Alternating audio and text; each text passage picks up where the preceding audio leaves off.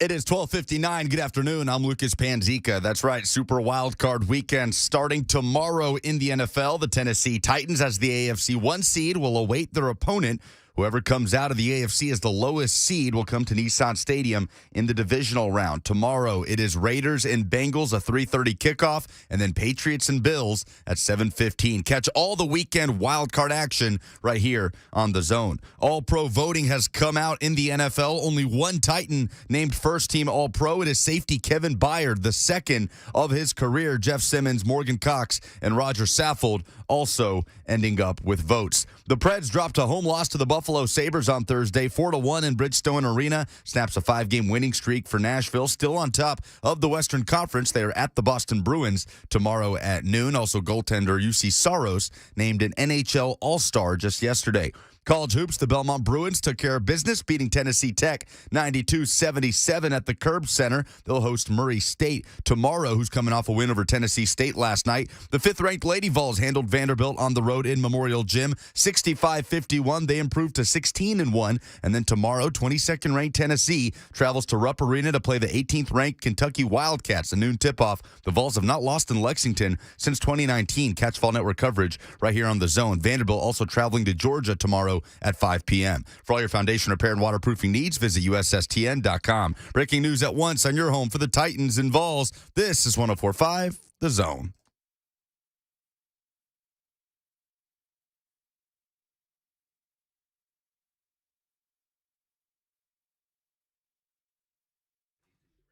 I like it. Blaine and Mickey, 104.5 The Zone. Happy Friday. Happy Friday to you, man. The sun is shining. I mean, sure, there's imminent white death approaching from the skies, but we're fine right now. You're okay tomorrow. Sunday is the day to watch. So, go buy your bread and your milk and your sled and your boots. I think people are already done that. You think so? Man. Every time I go to the grocery store, it's like the aisles are, everything's empty. I'm like, what's going on here? And I'm like, oh.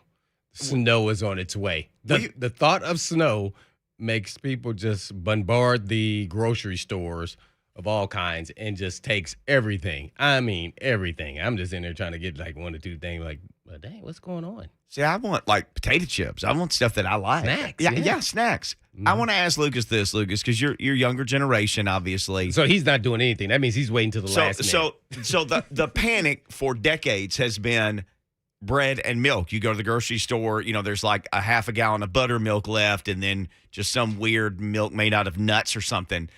and then you go to the bread aisle and it's like one loaf of wheat bread that got mashed on the back of the truck and that's all that's there. Does your generation panic for milk and bread like ours does? I think so, but I might not be the best person because I don't know if I'm that indicative of my generation. I don't panic. I'm pretty oblivious to that type of stuff. So I'm not sure. If you knew you had to have some stuff to eat, like it's like, hey man, you're really not going to get out 3 or 4 days. What's on your Lucas list? My Lucas list. I'm looking to. You mean when things are scarce? Yeah. Okay. Like snow times, ice times.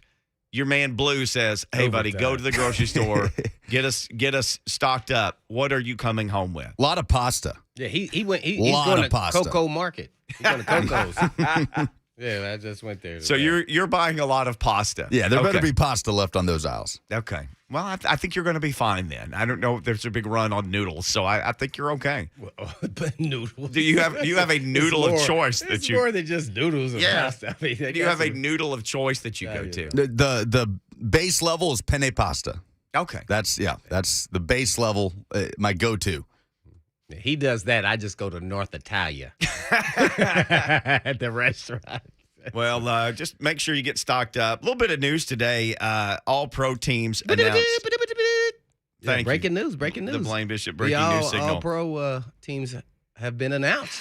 Kevin Byard, do you remember we were talking about him before the season, what kind of rebound would he have? And you gave a number that you thought, if he can get this many interceptions in his career, then I think he starts getting talked about for like. Yeah, like down the road. The HOF. Because he's he's a ball hawk. That's really his strength. That comes really easy to him. I'm the total opposite of that. And I thought he just pressed last year. I kept saying it over and over again, but it also plays into, pressure on the quarterback. trusting in the players you're out there with, because it was a rotation, a lot of different guys, which it was this year, but he got pressure because he has a lot of skill sets where he can blitz, he can, play man-to-man in the slot, he can play zone, and can, play deep middle. So there's nothing that he really can't do pretty good. So I wasn't surprised at all. I was more worried about going into last year that he was going to press and try to duplicate that, because I've been in that situation where you're trying to press and force things to happen, and then you become impatient. And that's one thing I learned when you're playing back deep. You have to be patient. If the quarterback turns his shoulder, that don't mean you take off and start running out of the deep middle. If you're deep middle, you got to be patient, stay in your back pedal until he actually decides to make that throw. And then once he lifts and tilts his shoulder, things you're supposed to be reading in game, then you take off. So I think he honed back on that, and he was probably revigorated, to prove that he is who he thought he was. And he had a heck of a year, yeah. And as well as the defense. So there's a lot of moving parts there to help, a secondary player out that a lot of people don't buy into. They just kind of look at the numbers. But, man, you get that kind of pressure from Landry and Dupree even without the numbers. But then you're talking about Big Jeff and Autry. Man, that makes your job a lot easier. I mean, Big Jeff and Autry, between the two of them, they got 17 and a half sacks. The team crazy. had 19 last year. That's from the interior guys. Yeah, that's insane. Then Landry got his dozen. And then who knows what Dupree can do on two legs. We'll hopefully start to find out more and more as his career goes on. Yeah, somebody asked me this, and I want to bring it up now because it was kind of fascinating. It was like, how does this compare to the defense you guys had in 99 or 2000? I said, well, I would say overall our defense was better. I said, but our defensive line, besides Javon Curse, couldn't match up with any of these guys that are out there, today. I said, now the linebackers and everything else you kind of hear are there. I said, Byard probably would be a starter in our secondary. Cornerbacks, it kind of interchanged those guys with this year's team. So some similarities, but their D line was so dominant. Ours was not like that until we actually got into playoffs. Even though as a group we had a rotation of 8 guys. So to even equal that, overall we were better defense. But just looking at their talents, Byard would stand out as well as their front four. Byard makes first team All-Pro. It's the second time in his career. The last time he did this was 2017. He made first team All-Pro in 2017 and then made it again this year. So he makes second team. This is the thing that stood out because I started looking. He had 5 more interceptions this year.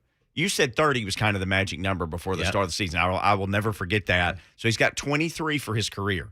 That's the same number for a Titans player as Samari. He's tied with Samari. Now there's Oilers. By the way, nobody's better than Samari out there. He's the best cornerback Titans have ever had. Yeah, Samari. No doubt. A doorknob, right? Easy. All day long, doorknob. So Byard has 23 interceptions. That's the same amount as Samari. In Titans history, there's Oilers with more. There's a bunch of Oilers with more. The most Titan interceptions. Do you know who it is? Who was always a Titan. Always a Titan? Yeah, he was never an Oiler. He was only a Titan. But there's one Titan who has more interceptions than Samari and Byard. They each have 23. What is Samari? It's not Samari because I thought it's Samari hands down. It was not. One, he was only ever a Titan. Break it down. Safety or corner? He's same position as you. I know who it is. Oh, as a Titan? You do? It's Griff. It's Griff. Oh, right. Who I always and you've always said. Yeah, people underestimate that. I feel like Byard is getting close to him. Yeah. He was just a great talent. I mean, really, he was, Griffin cannot, I know people, he played with a mess up shoulder. He was missing tackles, so people were bombing him away. And he ended up having to get surgery afterwards. He was wearing that big old arm thing on there anyway, but he kind of showed his talents from going to corner to safety to being kind of the free safety to then a box safety. He could do all those things really at a love clip. Now, I could say this. I think his instincts aren't quite as good as Byard. And when I say that, I'm talking about taking film room to then actually applying it. But Griffin, by far, is the better talent. And that showed based off of, that's why he went first round. Right. Doesn't mean you're always the better player. I think this year makes it really close if Byard is eclipsing him. I think going into next season, you start seeing him still kind of doing the same thing. I think then you could say he's the best safety in Titans history. Yeah. Well, you would never say yourself, but there's a lot of people who would say yourself. It's hard for me to say that, but Griffin and based off their production, their numbers, I would say. But you Griffin got asked to do different stuff. Right. You did different well, it's stuff. totally different, but I would say I think fan favorite I would probably be number one, but those guys and they're some great talents, and they played through some not so good teams and some good teams. So that's kind of they're putting up numbers that are impressive. So I have to give them much respect. I love Griffin's game, but Byard's getting close. Every time we talk to Griffin, I always go to best safety to ever play in the Titans uniform. Well, and Byard, Byard's, boy. He's knocking on the door. Yeah, I would say so. And I don't think Griffin did he ever have 2 All-Pros? I know one year he did. I know he made some Pro Bowls, but I don't know if he made 2 All-Pros. So it could be an argument that Byard has passed him. How many All-Pros for the Hitman? I don't know. I think I made 2. I put it on my Twitter. I may be wrong. I may only made 1. No. I wasn't a real big stat guy and, any of those things until I was done. Like every year, if I was made the Pro Bowl, my goal was never to make the Pro Bowl. That's going to sound crazy. Never. Even Lucas didn't even look up. I just saw, he was trying to. Blaine, your Wikipedia page has you as a second-team All-Pro in 2000 and has Michael Griffin as one-time second-team as well. Oh, okay. So I made it twice then, huh? Oh, hey, man. Only made it one time? No, here we go. I'm on the Hitman's. This is Pro Football Reference. If you look at my browser history on my computer, I spend the one website I go to the most is Pro Football Reference. I'm on there all the time. I love this website. I'm a stat nerd. Here you go. Hitman, all pro teams, 1995, first team. It says first team, all conference, all pro Football Weekly, and also the UPI, which there was Associated Press and the UPI. There used to be 2 writers organizations. Also, so 95, 96, and 2000, it has you listed as 3 different all pro teams. Actually 4, but 2 in 1 year. And to be honest, guys, throughout that whole time, whenever I made it, I was super surprised. My whole focus was to be the best player that the God-given gifts that I were given to make sure that I reached that level as a player.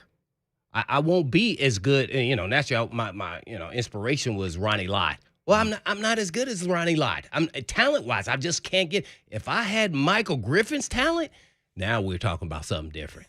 But, I mean, if I had Byard's talent, I think we'd be talking about something different. So, I felt like I touched on the best talent that I was given, that I was the best player that I could be. And that was every game in and game out. Even if it was no splash plays, that's what everybody sees, or the big interceptions or things of that nature. Well, one if I'm making plays just because I'm dominating the guy that I'm covering and they don't throw to him. Or, different than Big Jeff making it easier for archery. Right. So those things go unnoticed, but the people who are watching film, evaluating you and watching you and trying to come up with game plans can tell you all those things. So that's kind of what my career was about, really.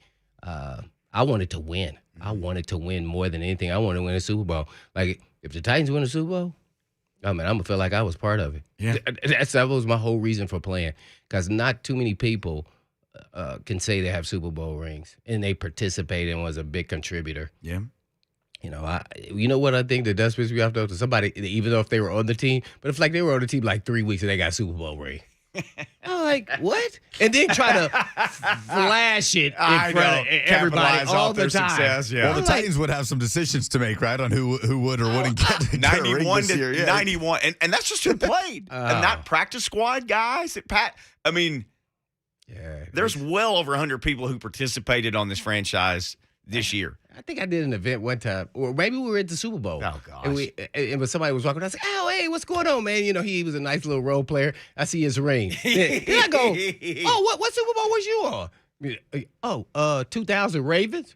Huh? I don't remember you. What position you played wide receiver, right? Yeah. I don't remember you ever out there. I don't remember you ever out there. You know who was on and that? He did. Yes. I had to look him up, and he just was injured. He didn't play a lot during that season. but he did the previous season. So I'm like, well, dang, you were on that team. It's like, oh man, it just burns me. My friend Brian Hall played Arkansas State, free agent with the Ravens, played in like 2 games or 1 game. Right place, right time, right? Super Bowl year, went back to the practice squad, has a Super Bowl ring. He only had 1 year ever in the pros. He played in like 1 or 2 games. Big fat. Now, he doesn't flaunt it. He's not that guy. It's at home in a lockbox. But he got a Super Bowl ring 1 year in the NFL, played in like 2 games. Have you ever seen me wear my AFC Championship ring? I have not. I need to go get my rings out of my truck. I got my 2 Sunbelt rings. Oh, do you? Oh, okay. Oh, they're in your truck? Yeah, I keep them in there in case I need them. By the way, if you you steal things. Yeah, in case I need them. You keep them in your truck. In my truck. In case you steal things, I really don't keep them in my truck. Oh, man. You mentioned Big Jeff. I know we got to go to the break. Big Jeff, 3rd year in the league, 2nd team All-Pro. He was tied for 3rd in votes. It was Aaron Donald, of course, and Hayward. And then Chris Jones and Big Jeff tied for 3rd. So he got 10 votes, tied for 3rd. So Big Jeff, those are the Titan All-Pros. Man, Autry's not on the list, and neither is Landry. No. Yeah. No Autry, no Landry. But Byard and Big Jeff get the recognition. They have back-to-back really good years. That's typically when you kind of get over the snide. Yeah. Yeah, so they do this again. They'll get what they deserve. Big Jeff is so young. He got a chance to be one of those guys who's on it a long time. He's got that opportunity. Yeah. I'd be trying to get him a new contract right now. Yeah, I don't even know if he could do that. All right, Buck Reising is strutting around in the hallway. He's coming up next. Let's talk to Buck Reising next. You know him. He was just on about 18 minutes ago. He joins us next on Blaine and Mickey. That was Buck.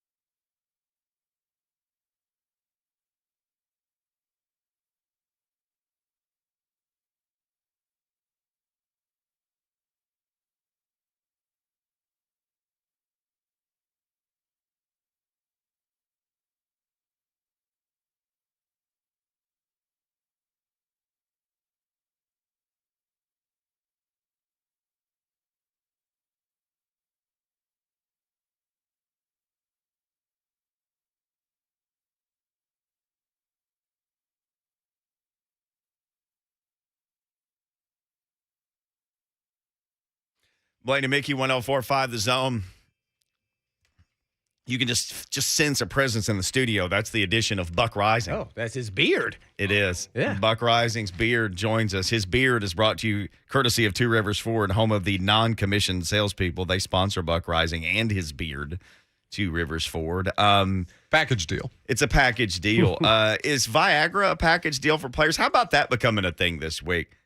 Viagra for NFL football players To play in cold weather. for blood flow. Well, quite literally a package Package deal? Quite literally a package deal. I'm a man of words, I but would words are my say business. artful. Just pay attention. And so if we see a lot of dudes out there with woodies, we know that they Well, no, you don't even gotta see it. Taking, You don't even got to this see it, package Blaine. You're just going to see a bunch of dudes like kind of hunched over walking in because they're trying to hide it. It's the pleat in the Oh, pants. man. I swear. Hey, Teresa Do you- Walker, do you- who's the angel of our business in this market, said, well, you know what? Let's not make her too angelic. All right, football T's games- got some stuff to her. football games do last 3 hours, boys. That's Yeah, what she that's said. You know what?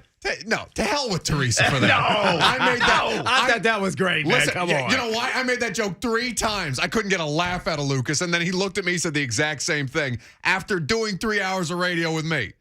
I did. I was like, wait till you hear what Teresa said. I'm blaming I Mickey. said it 3 times. I made that joke yesterday. Well, maybe you need to work on your presentation. It's your delivery. Unbelievable. Yeah. It was your presentation. It fell flat, let's say. You know, Do you believe Tough that, to though? do. Do you actually believe what sure. Bart Scott? I mean, I Of had no course. idea. I mean, man, well, Blaine, I mean, times have changed, man. Well, I don't know. You've probably heard, and I don't know. Not that. Not that. That's different.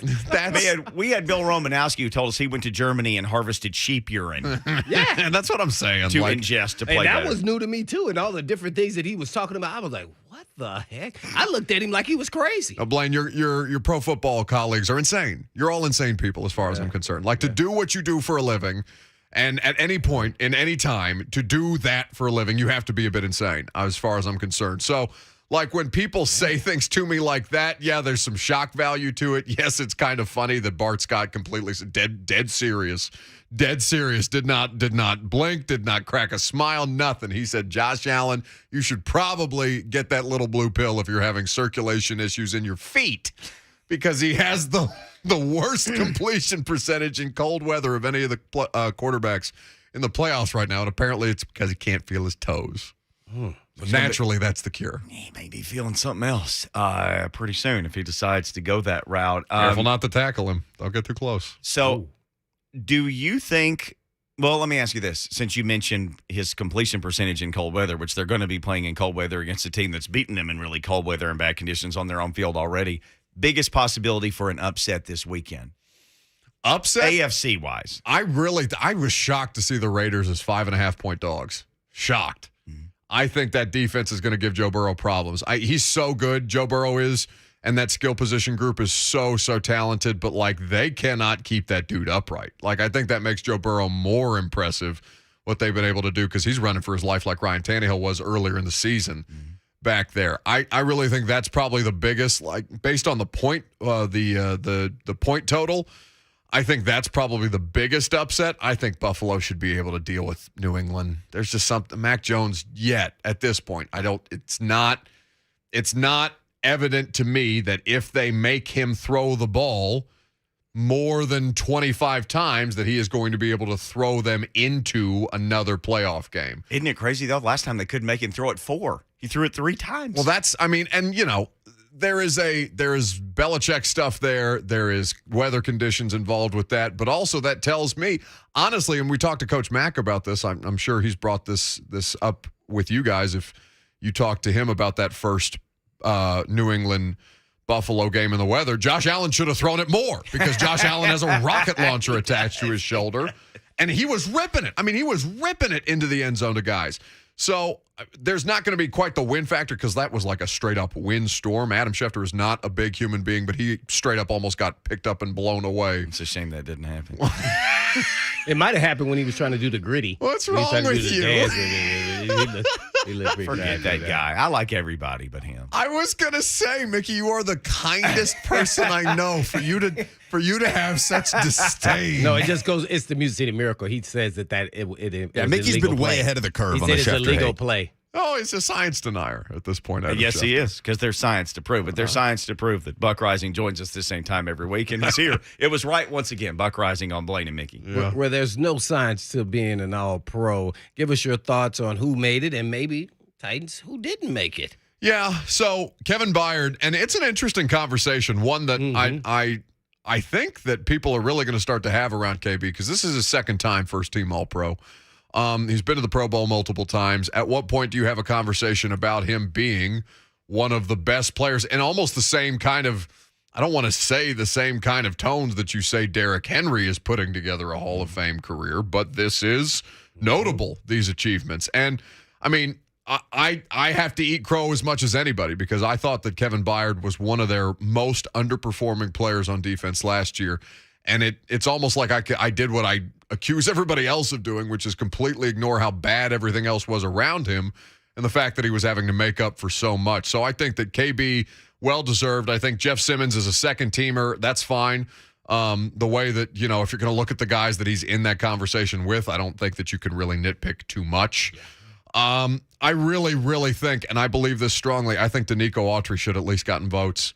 I really do. There's so much that dude does for himself, but also for others on that defense. And I know it's an individual award, but to ignore Danico Autry's impact this season, I mean, there's a lot of talented defensive linemen. I know All-Pro is super selective. It would be tough for me to see that guy not getting a single vote other than people just don't know who Danico Autry is. Yeah, no doubt about it, and kind of parlayed into, you know, Pro Bowl, as well as, for me, I gave him defensive MVP. If you were going down on the regular season, kind of break us down who you have as your MVP for each side of the ball, as well as special teams. You cover them closer than anybody. You should know. Well, Randy for special teams. Forever and ever, amen. That's epic. Although I heard you guys talking, well, before we came on air, before you guys got on air, talking about Morgan Cox and how consistent he's been, how big a factor that plays in special teams. That cannot be slept on. But Randy, you got to give it to him. Defensive MVP, I would say Danico Autry. I really would. I think there's a lot that's there for that guy to create, and I think that offensively, it's tough to say anybody but Ryan Tannehill, because he's the only one who's lasted 18 weeks of regular season football. And to his credit, you know, he's been hugely – the turnovers were bad, right? And he's clearly been taking better care of the football from the start of the finish for the start of the season to season's end. And the numbers aren't there to support maybe whatever MVP, whatever you qualify as MVP. But there is something to be said about there being a stabilizing presence at the starting quarterback position, and the fact when, you know, you saw him with proper protection or competent protection and a healthy complement of skill position players, dude's offensive player of the week in the AFC this week. Man, I think we had all of the same guys, so you have to break this tie. Who is your most improved guy? NWI. We still had to say. Yeah. I mean, it's not. I mean, he played for it's that. okay. It's clear cut, Yeah, right? it the is. dude has done incredible all right, things. let's go defensive and most improved. Can't be Simmons. David Long.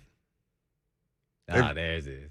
David Long, right? See, I'd say Christian Fulton, because he went from playing 6 games and they didn't know if he was a slot or an outside guy to being their number Just to one put him on the outside list, guy. I said Fulton as well as Landry go from, 5-6 sacks to 12. I know he should be, but I wanted to put him on there somewhere. Sure. How do you, it happened. I'd push back on Harold just because Harold, the pressures have been there, right? Max Crosby is not getting near enough talk, even though he had more individual pressures. Max Crosby is not dropping into coverage at all. No. Go watch some of the games now. I mean, I know Harold you're watching. is. Yeah. He's dropping in coverage. One time I saw him run on a go or seam route. No, I know. I was like, what the heck? The other thing, too. Why is he doing that? Oh, they called that for him to drop. And they did that with Bud, though. They did that with Bud a couple of times. And that's something when you watch like the Pittsburgh Steelers, they do that with Watt. And when they had Dupree, they did it with Bud as well. So like that almost made me less offended by the idea that your best pass rushers are dropping into coverage. But again, Harold, the pressures were there last season. So yes, they were. I don't think that Harold, I'm not trying to take anything away from him this year because obviously sacks are the more tangible stat for people to quantify. But I think that David Long, to unseat Jayon Brown as a entrenched starter in this defense, and Rashaan Evans for that matter, because they're both not starting games at this point. Rashawn played 2 snaps last week defensively, and Jayon was a healthy scratch. David Long, Christian Fulton was at least starting in those games. So for David Long, I would say from not being anything but a rotational player to now full-time starter and arguably their best inside linebacker, I think that's a pretty substantial improvement year over year. Well, with Buck Reising, he missed a lot of games too, by the way, but I called it last year. Long was the better linebacker on the team. I didn't know what they were looking at. So, yeah. So that's why it doesn't listen to Blaine Bishop, much. Damn it. He's been on the long listen to him. I've been on the long You've train been on for a the while. long train for a long time. Yeah. So it hadn't changed. I'm not saying I'm all right, but that one I did get right. Well, that's what John Let alone Hope I had Georgia by 14 too. I just want to let you know. Well, I did not. I bet a lot. I lost a lot of money on Monday play. Okay.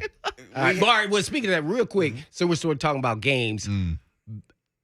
Call a shot, because we're doing Call Your Shot today. Spicy.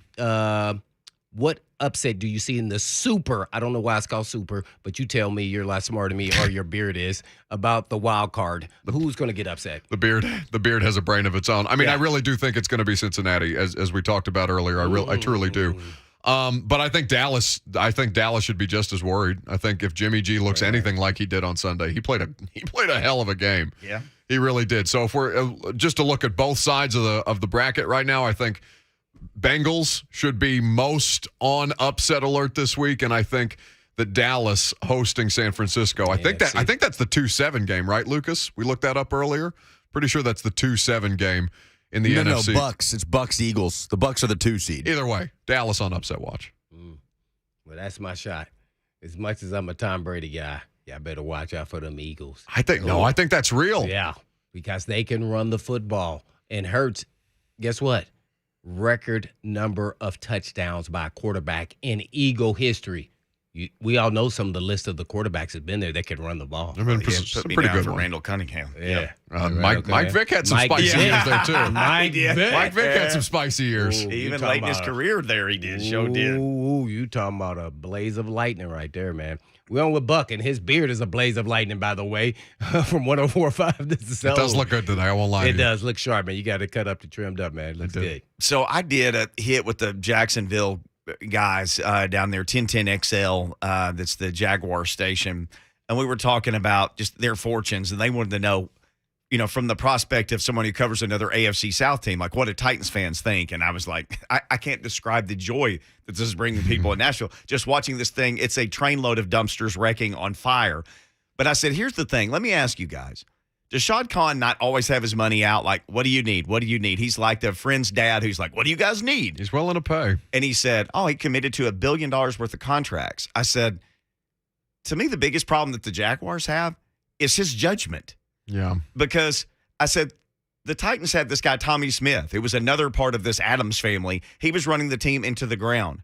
The only difference between now and then is a beautiful, kind, sweet lady with good judgment and an open checkbook showed up, and this is a completely different franchise. Yeah. Amy Adams Strunk. Look at the Giants, the Mara family. There are teams franchises who are repeatedly making bad decisions over and over. She seems to keep making the best decisions over and over. If you're a Titans fan, you should have a picture of that lady up in your house, in your man room. Well, like we used to see the what do you call them? The holy candles of Marcus Mariota, St. Marcus. There's some St. Amy Adams Strunk ones floating around. Now, listen, bad teams stay bad for a reason, right? Ineptitude. And it starts at the very top. If you don't have people making good decisions, or frankly, like Miami, who has been utterly irrelevant, other than they made the playoffs one year. Ryan Tannehill got hurt and Matt Moore got crushed by the Pittsburgh Steelers in a playoff game. The Miami Dolphins have been largely, they were at one time, I don't got to tell you guys this, at one time one of the most winningest sports franchises in all of sports. And now they're a laughingstock because Stephen Ross, who, listen, Stephen Ross, they have facilities. They will spend for players. They will spend for coaching contracts. But he meddles. Yeah. He gets involved in ways that ownership should not be involved in. You hire people and delegate people to do the jobs that you've put them in position to do. Then let them do the job and don't have these Deshaun Watson things just swirling over your team constantly until after the trade deadline. And then when did the Miami Dolphins go on that 7-game win streak? after it was settled that Tua was going to be the quarterback. I swear to God. After it was decided, they physically could not do anything to trade for Deshaun Watson at that point. Dead, over with, done for the season. They were hugely consistent. Ownership that meddles, and Titans fans, I mean, the whole conversation when I first got here in 2015 is who the hell is the owner? Like, who was the main person in charge? Because there were all these names that kept getting tossed out about who was in control and is the league pressuring them to sell, and is Bon Jovi in the mix? Shout out Jason Lockenfora. What a fun time that was to be alive. But it felt dysfunctional. And you're talking about Tommy Smith. Like, I know these pictures were making the rounds this weekend of Tommy Smith, Ken Wisenhunt, and my guy, who was Rustin Webster. Mm-hmm. Rustin Webster. Those three on the day that Wisenhunt was hired, next to Amy Adams Strunk, Mike Vrabel, and John Robinson on the day that Mike was hired. And how much different one picture felt from the next. Ownership is the reason for sea change in organizations. And if they stay bad because they meddle, because they aren't involved, because they'll sign the checks but then don't follow, like Shad Khan, who feels like they get halfway done with things, and they never see it through. Ownership can absolutely damn you as a franchise, and the Titans, I mean, to Amy's credit, she's done a lot to right the ship that way.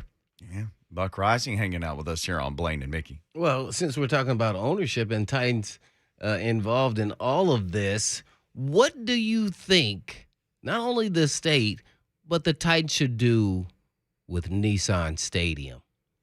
Should it be a renovation or should be a new stadium demolition over? Let's just say I'm gonna give you a broad 10-year window. Something must be done. What would you do? Give us your plan. You're on their advisory board to the Titans. Tell us what you would do. Business decisions are not my forte, so this will sound laughable. Yes, let's go. But here's what I'll say. Okay, I know that there's a lot of angst about Nissan Stadium because, fortunately, I've been to a soccer game. I've been to a soccer game at Nissan Stadium as a fan. Never been to a Titans game, so never experienced it from that angle. Paying for parking and sitting in the seats, and you're out there in the weather and blah, blah, blah. From that standpoint, Nissan Stadium is just a giant hunk of concrete. But it sits right there on the East Bank. If you do well to develop around it and you make alterations. Now, I won't say minor alterations because there's going to be a significant cost point associated. So they're talking about $600 million. $600 million is probably, that's probably where the conversation starts, to be honest with you. Well, can you build a stadium for $1 billion? I mean, you can build a stadium for $1 billion, but you're not what are you going to do with the land in the meantime? You're never going to get PSC metals to move at all. There's way too much money involved with that. As big an eyesore as it is sitting there on the East Bank, you're not going to demo the stadium and build up a new one because where are you going to play in the meantime? Like, you're not going to take this mess over to Vanderbilt. That would be a disaster. Why not? Blaine played in that place. I did it, so I don't understand what's the problem. You don't gotta live that way anymore. Are you talking about being spoiled here? Yes, what's going on here, man? Yes. Hold on now. Life doesn't have to Come be back, that way and anymore, guess what? Blaine. Then you could then renovate the stadium. No. Yeah, and then next thing you know, you have a nice. You know why I say that? And not about the Vanderbilt, but more so I'm asking this question is because do you want to make this city turn into something really special? Because now you can create a lot more events if you have a new stadium that is indoor, and maybe you make it indoor, outdoor, and then now you can bring all of a sudden, Super Bowl, national championship, NCAA championship. You can start bringing all these things, and next thing you know, you feel like you're covering yourself, and then you're making some money. Besides, you have to go through this, what goes up comes down. Well, sometimes you have to be down, maybe uncomfortable, to then build up to help this state make more money and put them on the map even more so than they are today. Sure, but you're talking about stuff that's going to have to be publicly funded. Right, that's what I said. That's it. State. People That's aren't why I going to keep go. saying state. Yeah, people aren't going to go for that. I mean, it's just they're going to renovate it before they demo it, and that's just the way it's going to be. And I think that's called a Band-Aid. And then you'll do the Band-Aid again, and then you're going to look back and say, well, shoot, we could have just spent $1.5 billion and called it a day and suffered for one season. We've suffered through this whole segment. Buck Reising. Boom. All All right. Buck, like us, will enjoy a weekend of just watching football on TV, but not covering football. It will be magical, Buck. Thank you. As always, we appreciate the time. Always Appreciate a you. pleasure, kids. All right, thanks, Buck. All right, Buck is leaving some tickets. Is this right? What? Predators tickets. Yeah, We yeah. got them to give away, Lucas Yeah, says. he All bought right. them. He just bought them earlier Kidding me, they don't want me giving away those tickets. Ticket You got Thursday it. with 104.5 The Zone and the Nashville Predators. Caller 5 now. 104.5 The Zone, 615-737-1045. You got a chance to win tickets to Tuesday night's Preds game versus the Vancouver Canucks in Smashville. The puck drops at 7, gang. So make sure you can be there if you're going to win these tickets. Nashville Predators regular season tickets to all games are on sale right now. To you, John Q. Public. For more information on Predators tickets, just go to NashvillePredators.com/tickets. Let's go, Preds. Call.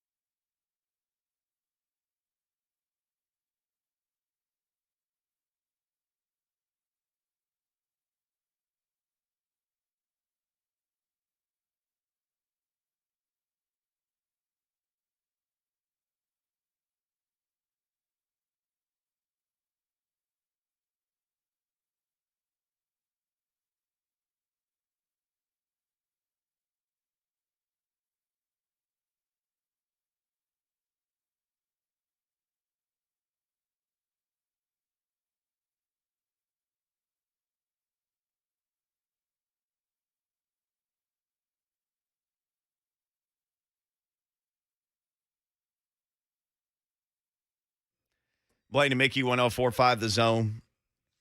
I got some playoff first-round upset numbers for you guys. Playoffs. I meant to tease this, but we were just so enraptured with our Buck segment because I was going to tell people, hey, don't go away because you need to hear this. So if you're still here and you were thinking about going away, don't go away because you need to hear this.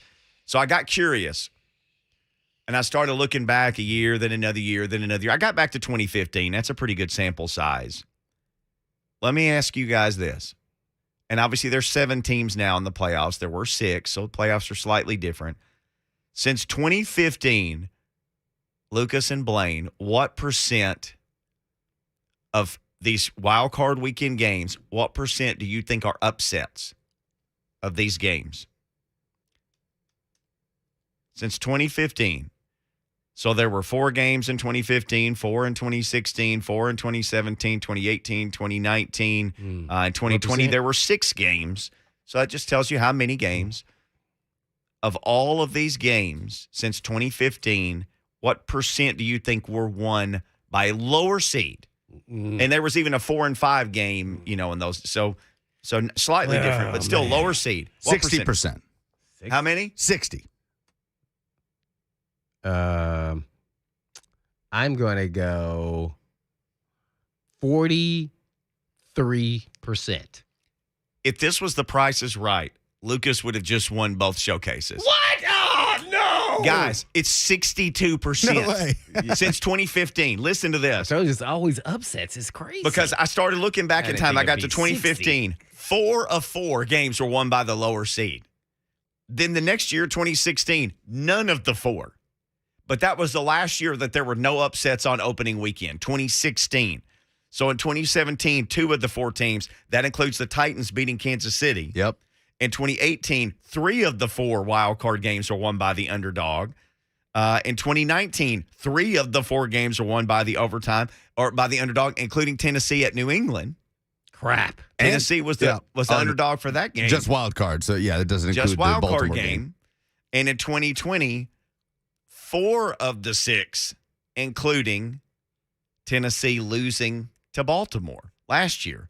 That was a wild card weekend game that the Titans lost to the lower seeded Ravens 62% of the time. So here's the thing. We're looking at this year. Buck was on, and we're going to call our shot in, about an hour from now. And I just keep thinking, gosh, how are any of these underdogs going to win? History says 6 out of 10 win these rascals, at least since 2015 anyway. Yeah. I didn't think that. I wonder what the history is. That's why I kind of went with a lower number. But they're definitely always upsets. You can go, what? Yeah. Even, what'd you say, 40, how many? I said 40, I don't know. Like 47%? Yeah, 40. Mm-hmm. If you would have said that before, like, I'm going to say 47 and Lucas said 60, I would have said, Lucas, you're crazy. There's no way the underdog wins 6 out of 10. I would have said, Blaine, you're crazy. I bet it's more like 3 out of 10. No, 6 out of 10 since 2015. More than that, 62%. Little hint, and this is not the same because it's a different, it's not the NFL, but this is why I picked Georgia over Alabama. Typically, when you play the team the second time, the number of the upset of them beating you the second time is highly unlikely. So I went that direction only for that. And they say typically it's a blowout. And go back and listen to what I said. I said a blowout. I still wanted to embrace it minimum of 14, I didn't want to go against 15. Saban. Yep. But yeah, and so that's kind of why I went based off of a stat just like this. Or I would have been all in. How can you go against Alabama? I mean, really? People are saying this was Saban's best coaching job maybe that he's done based on who he had available and what was left. And you think about that. And who did we have on? Brandon Marcello said, this is, I think it was Brandon who said, Georgia's got a real chance because of all of Saban's national championship teams, this is one of the worst ones. So you have so many teams that play in the championship that you're literally saying, this is one of the worst ones of your championship game appearing team. That's it's just horrible. sick what they've done. You can't say that. And they're probably going to be right back in it next year. Because your quarterback's going to be a senior, and I don't know. or no. he's going to be a junior, but he's coming back is what I meant to say. No, that dude's only a sophomore. Yeah. So So there you go, 62%. And Lucas won it again, man. We got it takes two of us to try to take him down. We're gonna have to take him down. Did you think I'm going to guess high on this? Because how in the world did you get that close? This is underdogs winning. He said no. I'm just just thinking about the Titans in recent years. I mean, the Ravens game they lost, the Ravens game they won, even though that wasn't wild card weekend. But before that, and they couldn't be the only ones. So I highballed it. Okay. Well, but the game that got them to the Ravens was them beating Tom Brady in his last game. That was wild card weekend. So, and the game with Marcus in Kansas City where he threw his own self a touchdown pass, that was another one where the underdog won. Nobody thought they could win that game. That was incredible. I mean, and that's both conferences, right? Game. What? Both conferences, right? Yeah, this is everybody. I mean, the Bucks got all the way to the Super Bowl without hosting a playoff game last year. Here's the overall number. It's 16 of 26 lower seeds have won since 2015. 16 of 26. That's the 62%. Dang. I went back and read the stats. I went back and looked through every page again 4 times because I thought this can't be real. But it's real. I'm going to put that stat out. I'll put it on Blaine and Mickey so you can follow it up. All right. Hour number 2 coming up. If you're just getting in the car, 2 Titans have made All-Pro. We will tell you all about that and more next. It's Blaine and Mickey on Friday. Yeah. 104.5 The Zone.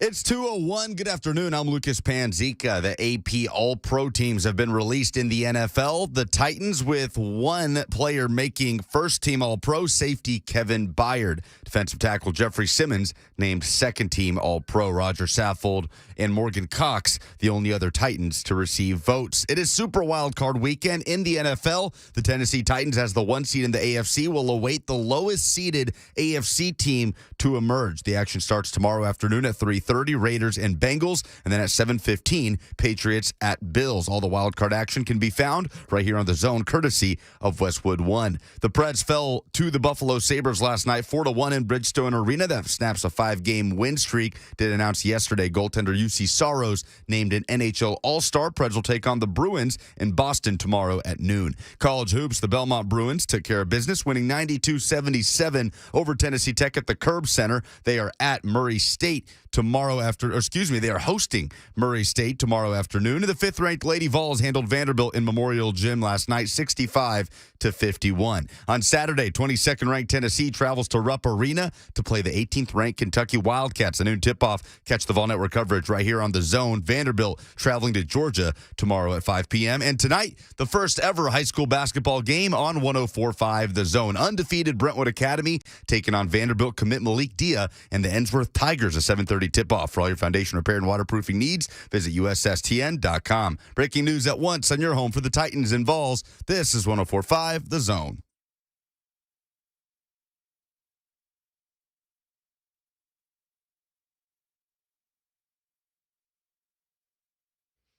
Blaine and Mickey, 104.5 The Zone. What's up, everybody? Happy Friday to you. We had breaking news right off the top of the show, and Blaine made his breaking news sounder. Titans All-Pros. Kevin Byard. That's what you remember me for there. I do. We need to just get a signal. We need to get a sample of that because sometimes you play the breaking news sounder, but Blaine's natural one is just so much better. Yeah, but I don't know. Should we do a sample of it or should we just do it live every time? I think we should do it live. You Live, got just some because new things going on there with the new technology. Yeah. No, we could sample it, but I don't know. Maybe we'll mix it up every once in a while. We'll play the I feel like sample. you should be able to take like him doing it and make like some kind of remix with auto tune and stuff on it, and then we just see what it's like. Put a beat under it. Yeah, I could get in the lab with that. Yeah. Okay. Thank you, Dr. Dre. You get in the lab with that. Man, this stuff looks really nice, though, man. All these computer screens, man. I feel like I'm talking to like a financial advisor here. Well, I'm definitely not the that. Stock market and everything else, man, with all the boards. A lot of toys in here. Kevin Byard makes first team All-Pro. He got 41 votes. The next guy was like Poyer of Buffalo. The two safeties from Buffalo each got 12 votes. Byard got 41. Oh, okay. He got 40. So the NFL AP voters, the Associated Press people who vote on this, clearly feel like Kevin Byard is the number one safety in the league. Dang. So he's gotten there. You got to climb that mountain. He climbed the mountain. So look, they had the other second and third votes. I think there were 3 guys who got 12. The way the AP released this, there was like an article, but it didn't name everybody who got in. Then there was an article with the votes, but then there was another article that showed who was first team and who was second team. So Buck Reising was saying earlier, it took him a while to kind of pilfer through all of it. I feel the same way. What? But Byard got 41 votes. The next guys behind him got 12. So that's how much he did that. He got 5 interceptions this year. Here was the most surprising thing about all this. Not that Kevin Byard was All-Pro, and it's his second time. He did it in 2017, which I felt funny reading that. Like, was it all the way that long ago? It's 2017. Here's the thing that stood out to me the most. I would have said 19. I would have got that wrong, too. I would have gotten that wrong. He's got 23 career interceptions. As far as Titans getting interceptions, the most interceptions all time for the franchise, a guy named Jim Norton, who played in the 60s for the Oilers. And most Titans fans would be hard-pressed to name him. His name is in the Ring of Honor. So if you go to the stadium a lot, you might think, okay, I've seen that name. He's number 1. He's got 40-something. Then all the rest are like Chris Dishman. There are Oilers on the list. But as far as Titans interceptions, Kevin Byard and Samari Rolle each have 23. Man, 2 great players. And Samari Rolle, we talk about this a lot, and you said it, and I would have even said it, but I trust your judgment more than mine because you lined up, behind him for how many years? He's the number 1 cornerback in Titans history, Samari. Yeah, it's not even close for me. They had some really good players, but he was number one. I mean, who's number 2? Cortland Finnegan? Well, I didn't play with him, but Yeah. I don't know who's on. It's kind of, I don't know. I don't know who's number 2. Well, if you go look at who made Pro Bowls and All Pros, I guess you could probably go there. Yeah. So Kevin Byard and Samari have the same number of interceptions, 23. Here's the biggest surprise, not because he wasn't a great, talented player, but number 1 Titan interceptor of all time, never spent any time with the Oilers, so just a Titan, Michael Griffin, 25. And you've always said this, and we talked about this some in the first hour. You say this without batting an eye, and a lot of people would say it's you, but you say Michael Griffin is the best safety in Titans history. You have said that. Yeah, I've said that. I said probably it must have been maybe 2017, maybe when Byard made it the first time as an All-Pro. I said he's on track to eclipse Michael Griffin. It'll be interesting to see if he can get there. Well, I'd put him right there in the race right now. So Byard has more time. Actually, Griffin is retired now, so I would say he's on pace to be the best safety in Titan history. Yeah. But Griffin, as far as talent, if you want to, Griffin's the more talented player. That doesn't mean you're going to be the most productive player, but there's traits of Byard that I really liked, his instinct, and I think he takes what he sees from film and lets his instinct take over in games. Where I think Michael Griffin kind of relied more on his talent, his actual talent to play in games, and then when he started dipping on talent at the end, where now you have to use your brain a little bit more and studying film, and I think that's where, because he could have played a lot longer to me if he wanted to go down that road and start playing a little smarter, let's say. So yeah, I think Byard's going to be that guy now, but Griffin, man. People used to bag on Griffin. I used to always feel like I was defending him, but he played a year there with a really bad shoulder and missed some tackles. And he played on some teams, really bad teams, where he and wasn't then some sure good exactly teams. what was happening in front of him at all times, too. Yeah, right. Yeah. So you can say Byard's playing probably on a team, maybe a little more gifted team, but Griffin was on the team. Was he on the team where they had him, Hope, a couple of those guys all made the Pro Bowl one year? Yeah, he was on some good teams too. Yeah. So can't really say that. So yeah, I think Byard's getting there, man. I think he's. I think once the season starts next year and he starts duplicating a little bit, I think then you can say he's the best. People got spoiled with the first few Titans teams because the first year the Titans were the Titans. You guys went to the Super Bowl. Then the next year you had the best team in the NFL. The Ravens got by in the playoffs, but there was Javon Curse and there was Blaine Bishop and there was Bruce Matthews and there was Eddie George and there was Steve McNair and there was Randall Godfrey and Derek Mason and Dr. Smooth, Kevin Dyson.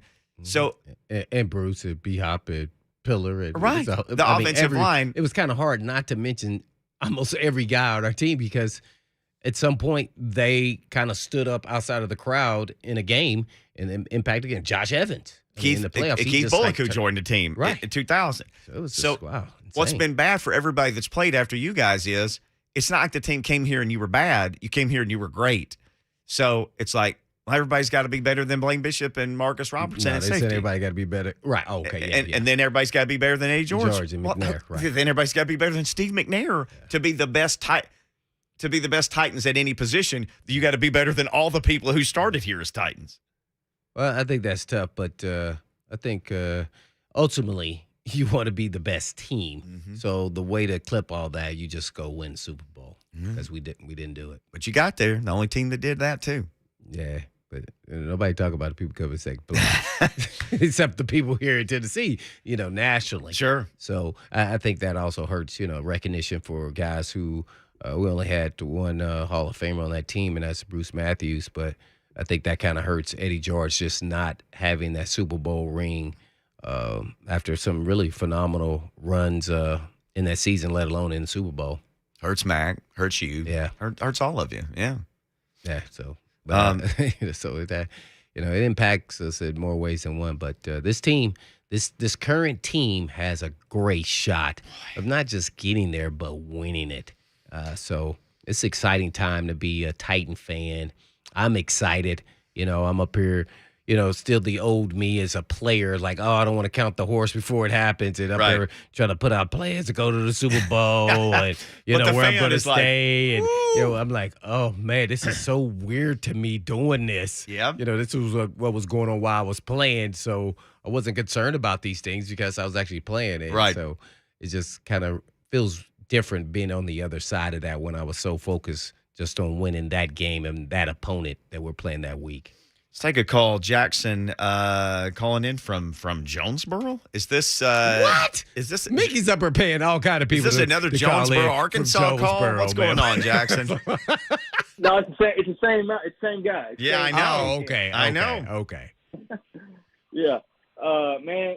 I would say I know you asked Lucas earlier about the snow and if our age group goes crazy and wild and stuff because of snow. My wife and I went to the store last night and got our bread and milk for the snow we're supposed to get this weekend. So I would say we do act pretty crazy. Oh, But, okay. So how old are you? I'm 22. 22. Oh my Okay. gosh, dude. Yeah, yeah, Got yeah, underwear yeah. older than you. Okay. Yeah, pretty That's much. okay though. We love you, Jackson. But look, Well, I but cannot no, hey, contest that. I cannot say that I have underwear older than 22. Might have a couple of pairs. What's going on, man? It's okay, man. Hey, I just want to say, you guys are starting to talk about it, but with the Titans team being legit enough to make a run and actually win the Super Bowl this year, Yes. are you guys really sold on them? And me, I'm a homer. I'm going to say, yeah, we're going to win the Super Bowl. But, with the national media, they're not always going to give us the credit we deserve and everything. Mm-hmm. But in recent years, talking about the upset, 60% of the underdogs win, things like that. Do you think this is the year we actually make it the run and win the Super Bowl? Jackson, Whoa, hey, whoa, whoa. Is he still on there? Yeah. I want to ask him, name one real weakness that you think this team has that can be exploited in the playoffs. I would say, looking at the teams we could potentially face, looking at the Raiders, I think, you lock down Hunter Renfrow with, looking at Bucky's prediction, we play the Raiders maybe. And I don't think the Steelers will do it against Kansas City. So, looking at the Raiders, shutting down Hunter Renfrow would be easy, but with the weakness we may have is, I would say, defending the deep ball and, getting lost out there like we've been exposed a few times this year against the Jets, Texans, getting picked apart that way with Joe Burrow. If we play the Bengals, things like that. I think defending the deep ball would be the thing we would have to defend against the most. With our pass rush, things like that, we can get to the quarterback, which is great. We didn't have that last year. I think that's what hurt us in the playoffs against the Ravens. So I think that's pretty much the only weakness we have as far as defensively. And offensively, I think we just need to. I mean, we've done well with Deontay Foreman, and we're getting Derek back. I think it'll be great. So, Jackson, thank you for the call, man. Tell everybody back home I said hey. I will. Oh, he will. I thought he had hung up, but he said I will. Well, I just will. want to hear because sometimes, we're on the inside here watching them. What is perspective on where are the gaping holes? That's not to say they can't lose in the first round that they're playing or anything like that. But when I look at this is a team that I wouldn't want to play just because they run the football, they play solid defense, and they seem to be getting, their weapons in order. When I say that is you see all of a sudden Julio – last week, starting to get into a little bit of a rhythm and a flow. Just imagine if he would have caught that deep ball that Tannehill overthrew him, he would have been over 100 yards easy in his game, and we'd be probably looking at it a little bit differently from even a Julio perspective that, he's just trying to get into a flow. No, he dominated. That's what we'd be saying. And A.J. Brown's back, and we're getting the king. So I go, man, where are the glaring holes when you say if you're looking from any team, how are we going to attack? Mm-hmm. And that's why I say the Texans might have unveiled something. Mm-hmm. Now, the Titans, by throwing the ball all over the yard and spreading them out. Now, the Titans may have not prepared for that because, they might have not have shown a lot of that, and then maybe they didn't think the quarterback would be that good. He's getting better each and every game, the Texans quarterback. So I just don't really see anything glaring. Maybe you could say the cornerback position, maybe, but you can't really say that at linebacker. You can't say it at D-line, O-line, running the football, receivers, NWI, from Julio to A.J. Brown, then the running back, the quarterback. I mean, I just, maybe pass protection, but they seem to be coming on here the last 4. I mean, they've done solid. Finally all playing together. Right. See, so I just don't see any glaring holes. Like when you look at the other teams, you see holes. You say, oh, the Bills can't run the ball. Oh, the Bengals defense isn't as good. Oh, the Chiefs can't stop the run. I mean, they have holes. You can't really say that about the Titans. Besides, well, they give up a lot of passing yards, maybe. I know we got to go because Coach Mathews said to join us. V-Love tweeted this out earlier. He was listening to Coach Mack on Buck's show. This What'd is he what say? Coach Mack just said, that King, Henry, AJ, and Julio have only been on the field together for 120 out of 1,133 snaps. Oh, I heard him say that. Yeah. He said he got that from Mike Keith, Yeah. the legend. Yeah. And that's remarkable. And they still won game. And to me, that stat alone should get Mike Vrabel the coach of the year. Just that alone. You still won game because you could have an easy out if you only won 9, 8. Yeah, this is what we played with. No excuses for Mike Vrabel. We get it done. Coach him up. Got to keep getting it done and keep coaching them up. No coaching this weekend, though. Titans off today and tomorrow and back to work on Sunday as they prepare for whomever they're going to face next. When we come back, we'll prepare for Coach Doug Mathews. He will join us next on Blaine and Mickey, 104.5 The Zone.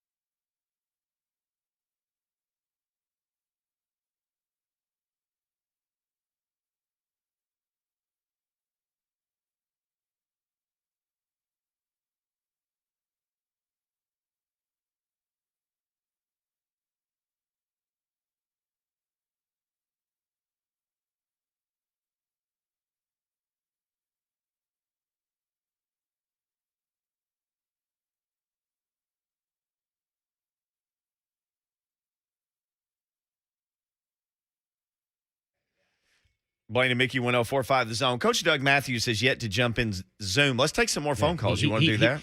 Yeah, we could take the calls, but I think Doug Mathews, Coach Doug, I think he entered the portal.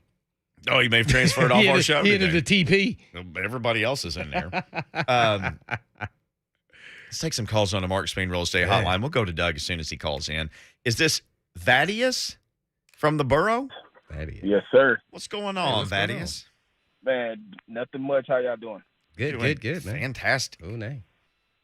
Before I give you guys a question right quick, Blaine, do you remember your Derek Mason at Blaine Bishop camp? What did you say? Derek Mason and Blaine Bishop camp. I should have gone. Yeah. there. Oh, yeah, Got me some shorts absolutely. and a Yeah, we had a t-shirt. camp. I thought he was talking about something. Yeah. We had a camp in the summer times. Mm-hmm. Yeah, hands down. That was probably the best childhood moment ever in football. Oh, that's cool, man. So you attended, huh? Oh yeah, it was the best time. But Nice. I have a question for you, Blaine. When you were in that team when we went to the Super Bowl, how did y'all prepare? Like as far as like before y'all went, like in the playoffs, like in the divisional round, like what was y'all mindset? Like how did y'all get yourself ready and prepared and blocked out everything else? And I hang up and listen. Thank you, Thaddeus. Well, the divisional round was different. I'm going to jump right here first to remember, and I wish we would have had 2 weeks to prepare for the Super Bowl like most teams. I think we needed that extra time. But so we played not Jacksonville there? No, that was an AFC championship. Mm-hmm. Who did we play in the divisional round? Because we had Buffalo. You played Buffalo, then Indy, right? No, we played Indy then first. Buffalo. So it was Buffalo second. So that's what he's referring to. You know, the preparation was actually really the same for any other week, even during the season, because there was no extra time given to us. Coaches did an exceptional job. Fisher and his staff that time on the defensive side was Greg Williams, and they really were on top of it and understood what our strengths and weaknesses were, I think, and then how to go about each game and how to prepare for this team and be what they like to do based off what we were good at. I really appreciate that because, as players, sometimes it goes unknown what you're, not just individually what you're really good at or what you're weak at, but actually the team in concert with the offense and the defense. So, and then our style. The style was we're going to pound it down your mouth. We're going to make you submit, and we're going to show our physicality, and we're going to get after you at the quarterback, and we want to see the number 2 quarterback. That's kind of was the mantra, and we had some great talented players to fit that kind of scheme to really execute it to perfection, really. Had some great corners, man-to-man. A lot of people talk about, Samari Rowe, but Denard Walker was really good. He was talented. He was, he ran track at LSU. This guy could run. He could fly. Yeah, we had some really good players, good role players from, Donald Mitchell to Dana Sidney to guys who then eventually became starters because all the injuries that started happening. So then our depth didn't look as good. Joe Salavea, we had some really good Jason Fisk. I mean, we had some dudes, man, that we didn't miss a beat. You know who else is a dude? Doug Mathews. Yeah. He's a dude. He He's a joins dude, us now. man. Coach, I was wondering. I didn't know since you didn't come on yesterday. I thought you entered the portal. Yeah. The TP. Well, I thought you entered the TP, Yeah, man. we were looking for your name in there. The reason I went there, entered the portal is, if you enter it and then you decide not You may to get stay in stuck. it, they don't have to take you back. Right, you And, may get stuck there. No kind doubt of about it. in purgatory, as they say. Yeah, no doubt, Coach. Man, we haven't got a chance to talk to him. Did we talk to him? No, because we talked to him last week, didn't we? Yeah, about the national championship and everything else. This was this week. So, yeah, what were your thoughts? And finally, I predicted, just really going on a limb, that the Georgia would win by 14. I almost got real close to that. But just to go against Saban is really tough. But just give us your overview of what you saw in that game, because I thought Stetson Bennett looked like he was scared out of his wits really for about a half, maybe to even when he fumbled. And then all of a sudden the coach just kind of let him loose. How often do we see that, though, in big ball games? I remember several of the Super Bowl games where I think Peyton's first one, who were they playing, returned the opening kickoff, I think, for a touchdown. So you see that sometimes Bears. in championship games, and the Bears. And you know that you know that in a game like that, you got, especially one that just happened this year, to have the two best teams in the country matched up. Certainly two of the top two or three. I think most would say top two. You know you're going to get a 60-minute ball game somewhere in there, no matter who starts well and who doesn't. And I'm going to do most of my Saturday show, a lot of it on how Georgia won that game. And I think, quite frankly, it was defensively. Certainly you have score points, but I don't know that I have seen in college a more physical football team defensively than Georgia was. Their defensive backs consistently knocked good, strong running backs backwards. When they tackled out in space, they got them on the ground, solidly, not just a trip job. And it was impressive from that standpoint. And we saw something in this ball game we did not see in the first one. Alabama did not give up a single sack and very few pressures in the SEC championship game. This one, I don't know what the final sack total was, but I know this just from looking at it. It was double digits. That quarterback got hit when he was throwing. So it was an impressive defensive game, and no doubt about it. And the other part of it is too, I think we've had 4 of these games like this where you had a rematch, and the team that was beaten first won every one of them. And, yep. When you, so it was from my standpoint, it was a great game to watch. 2 really well prepared teams. Both the last interception there was that was you have to make a play to even get back in the game at all. But take that one away. I thought it was a well coached game, a well played game. And certainly a physical game, both sides of the ball. Man, no doubt about it. Man, but I was looking at that Georgia defense. I remember when they played Tennessee, and I thought that then is that, man, these are NFL players. Yeah. Well, they showed up even against the best. That was Alabama. That their defense is something special, and they have a lot of talent all over the place. But it made me think about, man, what are the biggest issues that coaches have today? Because I'm sure there were 4 and 5 stars, and you see the portal now all behind some of these guys.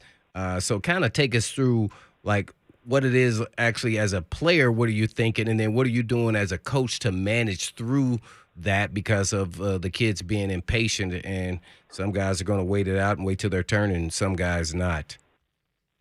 Well, first off, just to touch on what you said right there at the first, Blaine, at every level, but especially in college football and in Division I major college football and the pros, very few people have many, and some don't have any, defensive linemen that can rush the passer. Very few. There's very few teams, and this goes, now pros a little bit different. Occasionally you can get a couple of, maybe 2 really good pass rushers on a team, maybe 3. You're not going to keep the third one very long in all likelihood. But in college, the main way you have to pressure for most teams is to bring linebackers or maybe a nickel man or a defensive back. Georgia was able this time to get a little bit more pressure, and then they had a tremendous rush scheme with those 2 inside linebackers. They were getting players matched up on running backs, linebackers matched up on running backs. I think they confused Alabama a little bit. And that played a big part in it too. But as far as the portal goes, now a week ago, I haven't checked it lately, but a week ago, but 10 days ago, they were right at 1,500 players in the transfer portal. And what we see happening now, what coaches see happening now is one, we anticipated that players would be going into the portal to get more playing time somewhere. But what we're seeing now is there is a number of those players that are going into the portal to see if they can get some name, image, likeness money, either where they are or in the portal from someone else. That was what was kind of, well, I don't want to say it was unexpected. I'm sure they had to think that was going to happen, but that's playing a pretty big part in it right now. Not just hey, I'm playing where I am, I'm happy where I am, but there's some name, image, likeness money out there. There's a number of the players that are doing that, but it's still primarily the ones that are not playing. Of that 1,500, I'm going to say probably 70 or 80%, maybe even more than that, are players that were not playing where they were, and wanted to go try to find someone else where else to play. So most coaches, that percentage that is not playing, you don't mind them leaving anyway, because that allows you to bring in another scholarship player. But as far as what you have to do, Blaine, I think it's the area that I've always thought this would be good at. Take the name, image, likeness out of it, but the transfer portal it makes coaches really treat their players really well. And you don't want a player, if you don't want a player to leave, then you're going to have to treat him better. And I'm just talking about, not being on his rear end all the time, not using derogatory language to him, which is part of coaching in some instances. Mm-hmm. So I think it's made coaches better from that standpoint. I know it's made coaches better from that standpoint, and I think that there'll be a big plus out of this. It's going to take us a year or two, and I say us, it's going to take college football a year or two to get their, to kind of go through this, see the mistakes, see what needs to be adjusted, not only on the transfer portal, but also the name, image, likeness. But, a couple of years down the line, I think it'll probably be like most changes that we make. You don't have any choice, When the federal government says your tax rate, Blaine, in your case, is going up probably to 50 or 60%. Mickey and I is probably more down around 10 or 12. There you go. Yeah, right. What do? You pay it, or you figure out a way to get around it. And that's what these coaches will be doing now. Well, with the Coach Doug Mathews. That's right, Coach. Brought to you by the Tennessee Highway Safety Office. Planning to drink, don't plan to drive. The Tennessee Highway Safety Office reminds you that fans don't let fans drive drunk. Appreciate them putting the coach on with us each week. So, Coach, we talked a lot about the portal. So it's been a while since we've talked to you. Tyler Barron, I guess, went in, and then the door opened back up, and he came back out. K-Ron Calvert, I guess, has gone in. Cayman Marley, who was like a 4-star recruit, I guess, didn't play any this year. He went in. So just kind of your latest of catching everybody up on what's going on with the Vol transfer portal. I think Tennessee's had 4. I don't have it right in front of me right now, but 4 that have actually have joined the portal. Harrison Bailey being one of those. Of course, that was back during the season. Tyler Barron went in, came out. I know his father well. I think a lot of that had to do with the fact that his father was not going to be coaching there anymore. My suspicion is, don't know this, but strongly suspect that, he kind of did that kind of emotionally. And his dad, quite frankly, said, "Hey, bud, this is the place for you. I'm not going to be here, but this is the place for you." And he quickly came back out of that. But Tennessee's got they picked up a couple of transfers, an offensive tackle and a wide receiver, and really the only player that I see that they're losing right now, this last year's team from a transfer situation, would be the running back. And quite frankly, he's not leaving because he's leaving because he, as I mentioned last week, I think he kind of forgot the student part of student athlete. Let me say that. I'm gonna use that, Coach, next time. That's a nice way of saying it. That's really nice. And that, believe me, that doesn't happen very often in major college football. Now, when's the last time you heard about somebody flunking out of school? Not at all, right? That doesn't happen much anymore. If you obviously, if that happens to you, you're probably not really spend much time even wanting to go to class. But anyway, I think Tennessee's right now they're going to pick up a couple of more, I'm sure. But wide receiver, the Nair kid, who.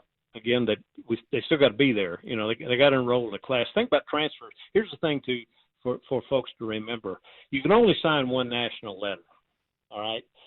So when you transfer, and the national letter, it's not the scholarship; it's the national letter that binds you to that school.